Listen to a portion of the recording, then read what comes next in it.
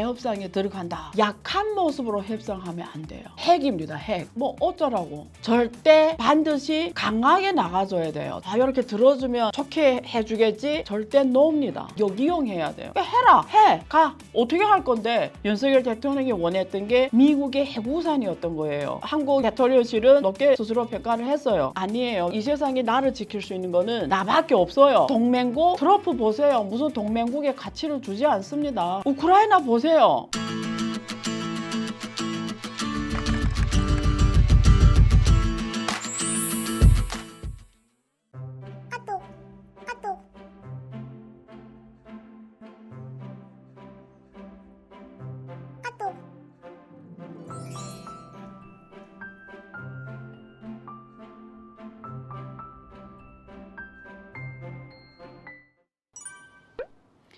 안녕하세요. 안유화 경제투자로 회원 여러분. 오늘은 어떻게 보면 제 전공적인 얘기는 아니지만 다른 얘기를 오늘 해보겠습니다. 그 전에 지난번에 제가 유튜브 말미에 AI 시대에 대한 얘기를 오늘 하겠다고 얘기를 했어요. 왜냐면 지난번에 1대1로 상담하신 그분이 질문이 너무 좋아서 거기에 답하는 식으로 해주려고 했는데 시기가 이 주제를 먼저 하고 다음에 하는 게 더 좋을 것 같아서 오늘은 여러분이 생각지 못한 주제로 할 겁니다. 그 전에 제 페이스북에 이런 얘기를 썼어요. 그 얘기 잠깐 하고 본 주제로 가겠습니다. 제가 오늘 아침에 올린 트럼프의 재집권은 우리들에게 이 세상의 모든 것이 가능함을 보여준다. 안 되는 것이 없음을 말한다. 일론 머스크하고 트럼프 조합은 별도의 유튜브로 또 다룰 거예요. 일론 머스크가 핵심위원회 위원장 하면서 나라를 효율적으로 만들어 가겠다고 하는데 그중에 연준이 이슈가 나오고 있습니다. 연준의 필요성에 대해서 지적하고 있고요. 연준의 세금을 때려야 된다고 말하고 있고 파월 연준 의장 문제도 있고요. 제가 여러 번 미국의 금융 시스템에서 얘기는 해줬지만 왜 이런 얘기가 나오고 일론 머스크와 트럼프가 그리는 그림이 도대체 뭔지 중앙은행을 없앤다? 이거 무슨 얘기지? 중요한 얘기입니다. 그래서 제가 별도의 시간으로 할 거고요. 그래서 그 얘기 쓴 겁니다. 연준의 필요성에 의문을 제기한다. 세상의 모든 것에 근본적인 질문을 하는 계기를 마련했다. 지금이야말로 미국의 모든 것에 도전할 수 있고 미국의 모든 것을 앞설 수 있는 시대적 기회가 왔다. 트럼프 집권에 대해서 제가 할 내용이 너무 많아서 제가 순차적으로 해야 되겠습니다만 트럼프가 대선에 성공하기 위해서 약속했던 모든 것들 관세 문제 포함해서 제조 회계 국방비 뭐 이런 거 다 포함해서 그 사람이 얘기한 게 이 사람이 4년 임기 동안 기득권에 도전을 거는 공약들이 많은데 과연 현실적으로 할 수 있냐는 다른 문제입니다.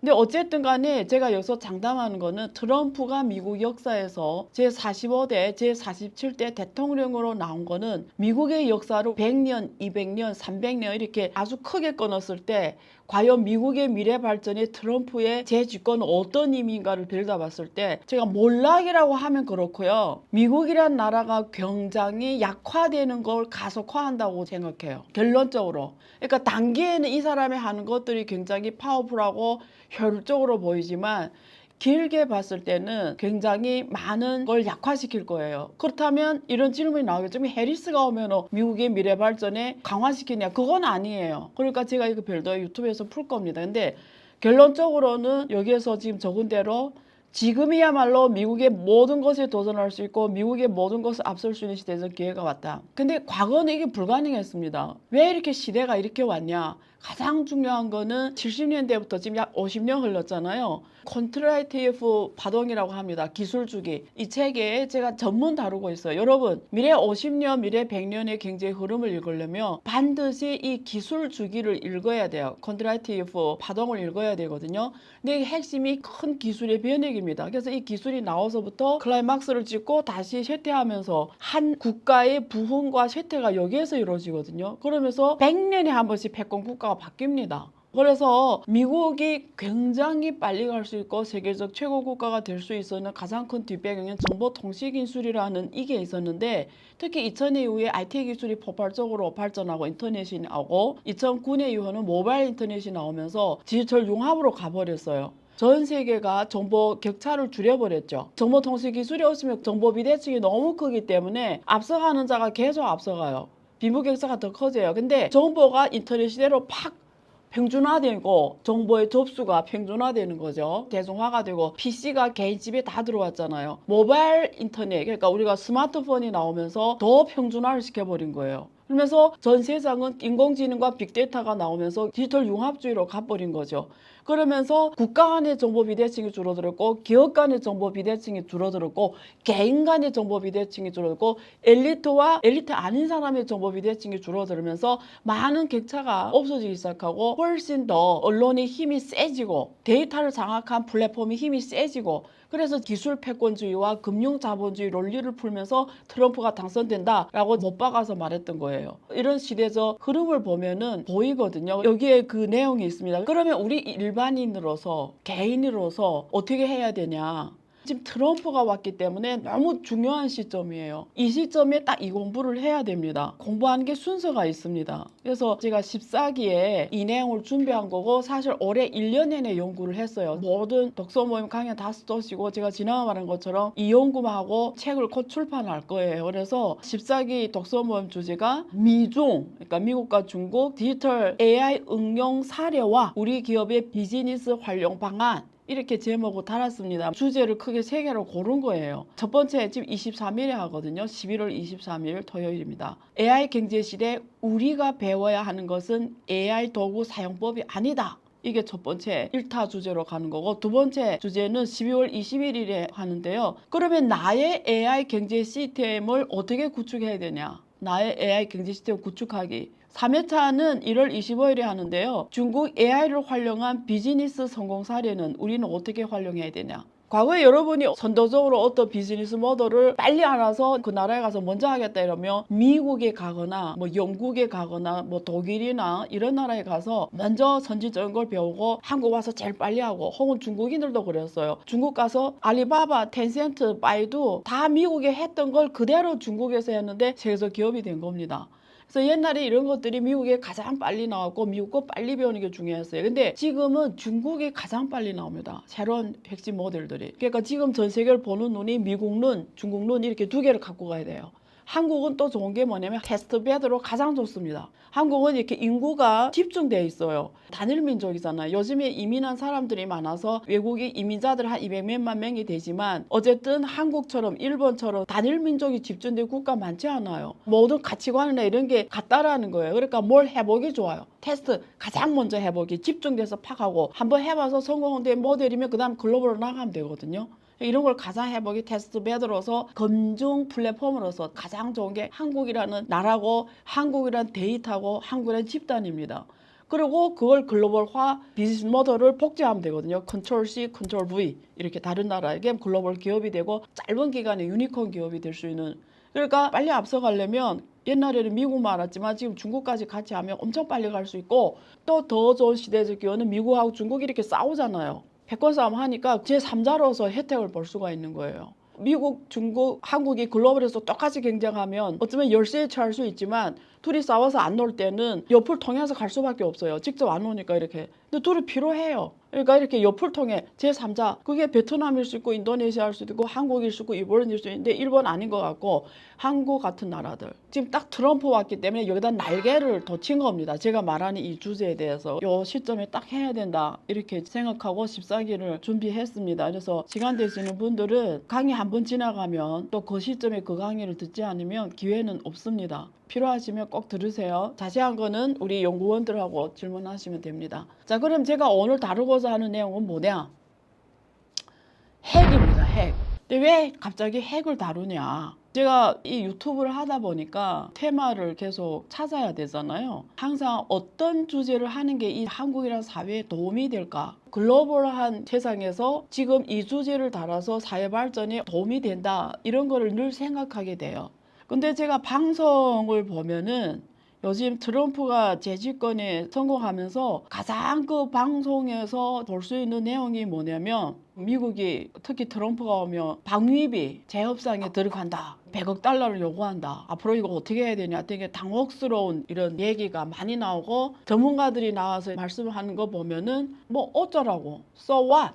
방향성이 안 보여요. 저는 군사 전문가는 아닙니다. 근데 제가 한국에서 생활하면서 국책 연구를 중심으로 해왔어요. 한국에 국책 연구기관이 있어가지고 거의 한국에서의 생활의 절반은 국책 연구를 했습니다. 그러니까 한국을 위해서 장기적으로 지금부터 어떤 정책을 어떻게 해야 돼 이런 연구를 주로 했다고 보시면 돼요. 그리고 후에 성균관대 교수로 있으면서 대학생들 가르쳤고 주로 핀테크, 블록체인 이쪽 연구를 주로 했죠. 그리고 중국 경제, 중국 금융. 그래서 국제 연구를 많이 했기 때문에 어쩌면 제가 이런 생각하는 것도 자연스러울 것 같아요. 그래서 오늘 제 얘기를 해볼게요.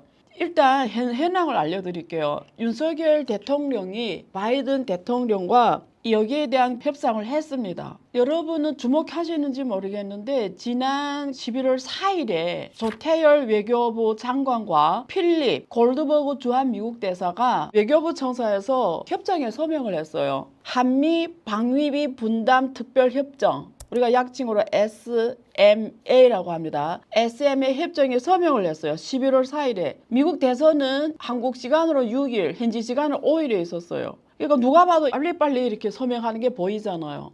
왜 이렇게 미국 대선을 앞두고 외교부 장관과 미국의 한국 대사관 대사가 이 서명을 했을까요? 100% 트럼프 때문에. 만약에 트럼프가 오게 되면 방위비 재업 시행하겠다 이러면 또 불확성이 또 커지잖아요. 그러니까 빨리 트럼프 정권이 시작되기 전에 SM에 빨리 사인을 해서 이걸 확실시하려고 했던 거예요. 다행인 거는 미국 같은 경우에는 이 SMA 협정이 의회 동의를 안 거칩니다. 근데 한국은 거쳐요. 그래서 한국은 지금 국회에서 빨리 비준하면 발효가 되는 거고 미국은 이게 바로 발효가 되는 거기 때문에 트럼프 정부 오기 전에 이게 딱 정해지는 거죠. 그럼 이 정해진 내용의 골자는 뭐냐? 제11차 한미 방위비 분담 특별협정이 타결된 건데 2026년부터 그러니까 26년이잖아요. 후년부터 8.3% 인상이 된 방위비를 미국에 줘야 돼요. 한국이. 한국 돈으로 약 1조 5,192억 원입니다. 1조 5천억이라고 말할게요. 그냥 1조 5천억. 두 번째 해부터는 2030년까지 5년 동안 물가 상승대로 오르는 거예요. 방위비 분담금이. 그래서 2%씩 오르는 걸로 협정이 되어 있습니다. 트럼프 오기 전에 딱 고정화시킨 거예요. 트럼프가 경선하면서 늘 했던 말이 있어요. 멍청한 바이든이 자기 같으면 지금의 9배를 받을 수 있다고 100억 달러 말하는 거거든요.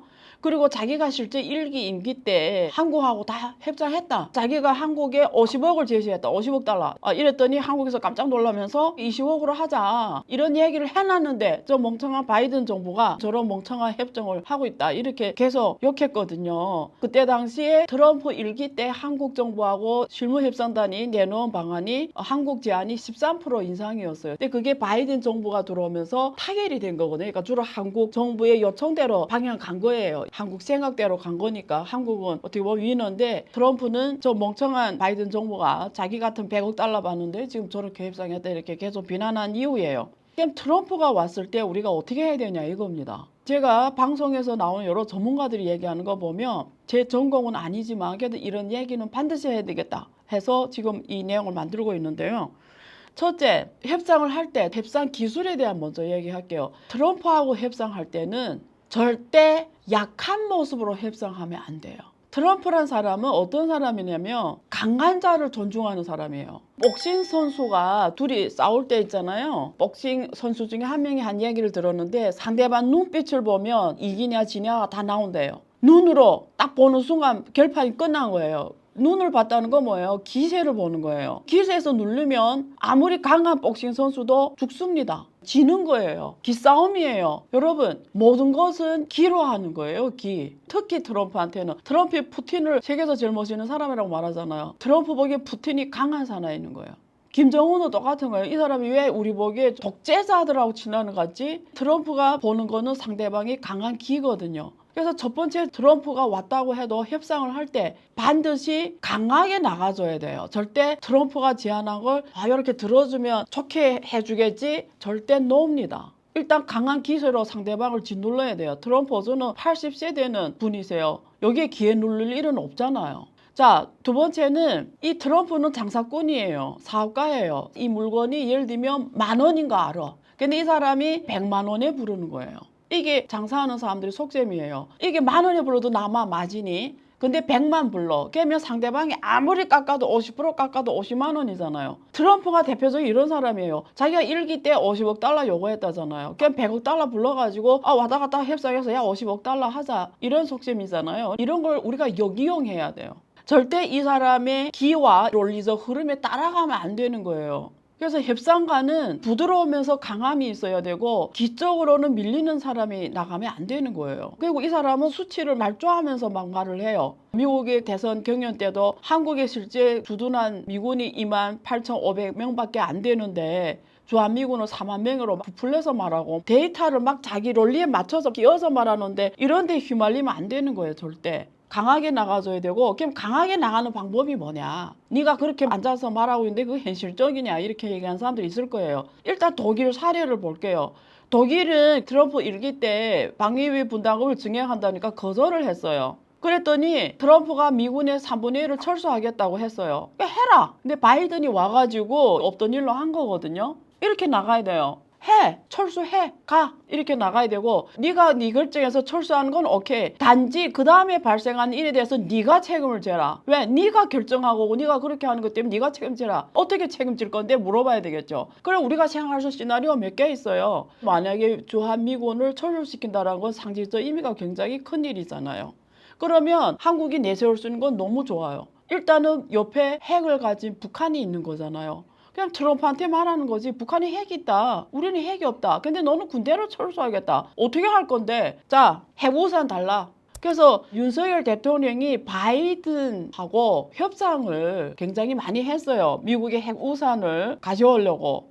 그래서 지난번에 나토 참석했잖아요. 한국은 나토 회원이 아닙니다. 근데 관찰국으로서 간 거잖아요. 윤석열 대통령이 원했던 게 미국의 핵우산이었던 거예요. 핵작전 지침에 바로 이걸 쓰는 거였어요. 유사시 미국의 핵이 바로 발동이 될 수 있도록 한미연합군이 가져올 수 있도록 한미연합군이 있잖아요. 아태사령부가 있잖아요. 여기에 그 메커니즘을 넣어서 유사시에 작전을 할 수 있도록 그게 실제 핵우산이에요. 그러니까 핵은 없지만 실제는 핵이 있는 거하고 똑같은 거죠. 이 정도까지 원했는데 미국 정부는 여기에 대해서 부정적이고 동의하지 않았어요. 그래서 지금 나온 게 뭐냐면 공동 지침입니다. 한미 한반도 핵 억제 핵작전 지침에 관한 공동 성명을 채택했다라고 나왔고 근데 한국 대통령실은 한미가 함께하는 일체형 확장 억제 시스템이 구축됐다고 높게 스스로 평가를 했어요. 근데 그건 아니에요. 왜냐면 확장 억제라는 개념의 핵우산이 핵심인데 공동 지침으로 바뀌면서 실제적으로는 핵우산을 못 가진 거예요. 미국이 왜 여기에 부정적이냐면 핵우산을 가져오려면 이 한미 작전 계획에 이게 반영이 돼야 되는데 그러려면 인도태평양 지역사령부에 이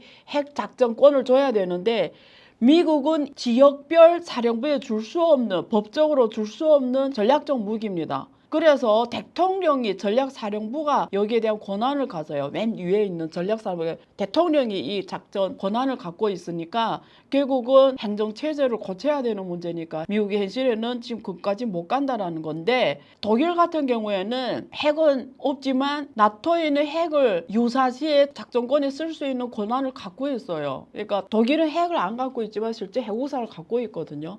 트럼프하고 이런 협상을 해야 되는 겁니다. 그럼 우리 보고 어쩌라고 너는 군대를 내보내게 하고 그리고 네가 제시한 이런 방위비 분담 우리가 받아들일 수 없고 자 그러면 어떻게 해야 되니? 걔는 핵우산 달라. 네가 걔는 이렇게 미국의 이런 행정 권력 구조를 개선을 해서 인도태평양 지역 작전부에 이걸 주든지 그래서 우리한테 실제 핵우산이 있게 하든지 북한은 핵을 갖고 있는데 우리 보고 어쩌라고 이렇게 우리는 핵을 가지고 협상을 들어가야 돼요. 유사시 이런 마음까지 가져야 돼요. 윤석열 대통령이 몇 번 말했어요. 우리는 마음먹으면 핵을 1, 2 내에 바로 만들어낸다. 바로 할 수 있다. 특히 플라토늄 기반의 핵은 금방 만들 수 있고 한국 모든 기술을 다 갖고 있어요. 근데 이게 핵만 만들어서 되는 게 아니고 탄도미사일 이런 게 더 중요하거든요. 근데 거기에 관련 인재라든가 이런 풀은 한국이 지금 약합니다. 근데 만들어내고 이런 거는 한국도 원전 강국이잖아요. 그러니까 기술적이나 모든 면에서 다 갖췄어요. 이건 시스템이잖아요. 빈약한 부분은 있지만 어쨌든 우리는 마음만 먹으면 1, 2년 내에 윤석열 대통령 얘기대로 핵무장을 할 수 있는 기술 기반을 다 갖고 있다. 그리고 이 핵 가지냐 안 가지냐는 한국한테는 기술적인 문제가 아니고 완전히 정치적인 문제예요. 한국이 왜 핵무기를 개발하지 않냐? 모든 사람들이 다 알 거예요. 한국이 일단 NPT, 우리가 핵 비확산 조약에 가입을 했어요. 만약에 핵 비확산 조약을 깨트리면 국제 조약을 이렇게 지키지 않는 거기 때문에 국제적으로 제재를 당하겠죠. 그러면 한국은 모든 걸 수입해서 만들어서 팔아야 되는 국가이기 때문에 일단은 수입에 문제가 생기고 결제에도 문제가 생길 거예요. 그리고 한국이 핵을 가지면 일본도 가질 거고 대만, 중국이 대만이지만 대만도 핵무장 할 거고 주변 동북아가 반절이 핵 용도리 용소 숨친다. 어쨌든 그런 긴장이 덴저 존이 되겠죠. 지금도 덴저 존이지만 하지만 그래서 군사 위험 지역이 되겠죠. 경제 발전이 억제가 되겠죠. 저기가 위험하다. 전쟁이 수시로 나온다. 이런 위험을 주는 지역이 돼버리고 세 번째는 비용 문제입니다. 미국 같은 경우에는 핵 관련해서 예산이 몇천억 달러 되거든요. 1년에 몇백억 달러 써요. 그럼 이렇게 계산해 보면 그냥 미국에 100억 달러 주고 말지 생각할 수 있어요. 우리 절로 개발하면 그동안 경제에 썼던 돈들을 다 핵 개발에 쓰다 보면 경제 발전이 늦춰지겠죠. 사실 이게 한국하고 북한이 경제 발전이 차이 나는 부분이기도 해요. 한국은 모든 걸 자원을 다 경제 발전에만 써왔지만 북한은 맨날 핵 개발하고 이래도 돈 다 쓰다니까 경제 발전은 지쳐질 수밖에 없잖아요. 러시아도 그렇고. 그러니까 이쪽 군사 경비를 안 쓰는 대신에 경제 발전이 매진해서 오늘날 한국에 이런 경제적 성과가 있는데 앞으로 군사비나 방위비 이런 면에서 돈 다 자원을 써버리면 이쪽은 또 여러 가지 경제적으로 한계가 있기 때문에 그런 부분도 있습니다. 그렇다 해서 이건 절대 안 된다. 옵션을 없애버리고 미국하고 협상에 나서면 안 된다는 얘기를 하는 거예요. 1년에 700억 달러 쓰는데 그래 100억이 낫겠지. 이런 마인드로 하지 말라는 거예요. 그러니까 멘탈이 우리가 핵을 직접 개발하고 핵무기를 무장할 정도로 하겠다. 이 식으로 나가줘야 된다는 거예요. 그리고 저는 그 이순신 장군을 되게 좋아하는데요. 그 유명한 명언이 있잖아요. 필사즉생, 필생즉사. 이게 사실 중국어에서 온 건데 죽고자 하면 필히 살 것이고 살고자 하면 필히 죽을 것이다. 이거 우리 인생이 이렇습니다. 우리 개인의 인생도 이렇고 기업도 이렇고 국가도 이렇습니다.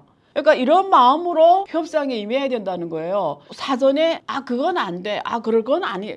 이렇게 스스로 안 된다는 놓지 말라는 거예요. 우리 죽을 각오하고 나가줘야 되는 거고 그런 기가 협상에서 나와줘야 된다는 거예요. 마지막에는 핵을 개발하는 국가가 될 마음각오로 해야 되고 못할 게 뭡니까? 그리고 이 세상에 나를 지킬 수 있는 거는 나밖에 없어요. 개인으로 놓고 보면 부모, 자식 결국 내가 나를 지켜야 돼요. 기업도 똑같아요. 국가는 더합니다. 뭐 동맹국 트럼프 보세요. 무슨 동맹국에 가치를 주지 않습니다. 우크라이나 보세요. 우크라이나 미국이 지켜줬어요. 우크라이나만 손해 본 거예요. 누가 우크라이나를 지켜줬어요? 지금 우크라이나 전쟁 폐허입니다. 나를 지킬 수 있는 건 나밖에 없어요. 자기 나라를 지키는 건 자기밖에 없어요. 그렇기 때문에 필사즉생, 필생즉사의 각오로 거기에는 핵을 개발하는 국가, 핵을 가진 국가가 여기에 있다라는 거예요. 그 각오로 해야 됩니다. 그래서 오늘 제가 제 전문의는 아니지만 이 얘기를 꼭 해야 되겠다 해서 이렇게 아주 중요한 타이밍을 이용해서 제가 하고 있습니다. 100년 변혁의 시대에 왔어요. 기존의 질서는 무너지고 트럼프의 재집권은 그 질서가 무너지는 걸 가속화합니다. 그러면 새로운 질서가 아직 안 나왔고 그런 후보도 보이지가 않아요. 그러면 춘추전국 시대에 막 오늘 한국어가 생각하는데 용소심 친다. 소용돌이 친다. 그런 거예요. 그 속에서 소용돌이 치는 속에서 누구나 이 흐름을 잘 읽으면 세계 1등이 되는 거예요. 여러분 중국의 옛날에 알리바바, 텐센트 시대에서 지금은 핀도더, 한국은 테무라고 알고 있죠. 닝더스다, 지금 CATL 이런 사람이 지금 중국의 최고 부자가 됐어요. 여러분 중국에 31개 성씨가 있는데 그 성의 1등 부자가 다 배터리 만드는 기업인들이에요. 이게 시대적 흐름이라는 거예요. 여러분도 될 수 있다는 거예요. 핀도더는 웨챗으로 만든 기업이에요. 웨챗 그룹. 한국말은 카카오톡 그룹으로 출신한 기업이 중국의 1등, 세계 1등이 된 거예요. 우리가 지금 안유아 경제투자론도 카톡방이 있잖아요. 카톡방. 핀도더가 웨챗방으로 시작을 했어요. 거기서 물건을 공동 구매하다가 세계적 기업이 됐다고요. 그것도 요 몇 년 사이에 막 10년, 20년 걸린 것도 아니에요. 제가 그래서 지금 14기 독서 모임을 통해서 이걸 깨우쳐 주려고 하는 거예요. 똑같습니다. 국가 문제도 똑같아요. 스스로를 약하게 보지 말라고요. 누구나 세계적 1등 국가가 될 수 있는 거예요. 왜? 기존권 깨지고 있어요. 결국 지금이야말로 미국을 초월할 수 있는 시간입니다. 제가 뭐 지금 흥분해서 이야기하는 건 아니고요. 오랫동안 이렇게 생각하고 왔고 그렇게 공부하고 있고 그렇게 움직이고 있고 그렇게 모험을 하고 있고 그렇게 투자하고 있습니다. 예. 그래서 자기가 못하는 걸 남한테 해라고 말할 수는 없잖아요. 그죠? 그래서 어쨌든 이런 시간 가졌으니까 여러분들이 의견을 반대해도 좋아요. 저를 막 비판해도 좋아요. 댓글로 남겨주세요. 여러분 어떻게 생각하는지 여러분의 생각을 댓글로 남겨주시고 거기에 저에 대한 신랄한 비판도 좋아요. 다 좋아. 어쨌든 댓글로 서로 대한민국이 어떻게 해야 되는지를 토론하면 그걸 누군가는 보겠죠. 도장 찍는 자리에 있는 분들. 그러면 해박한 의사결정 내리면 우리도 공헌한 게 되잖아요. 그죠? 네. 자, 오늘 여기까지 하겠습니다. 늘 구독과 좋아요를 꽉 눌러주세요. 그래야 제가 이렇게 막 힘차게 목소리 높게 할 수가 있습니다. 감사합니다.